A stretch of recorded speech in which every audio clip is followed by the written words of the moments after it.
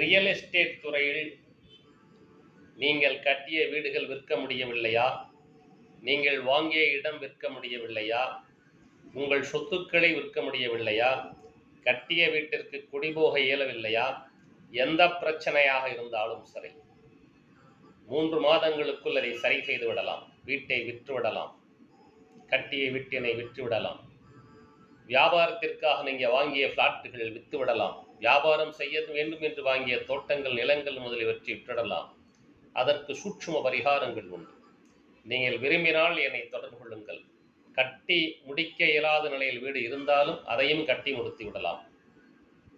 கடந்த 40 வருடங்களாக அநேக பார்த்துள்ளோம்.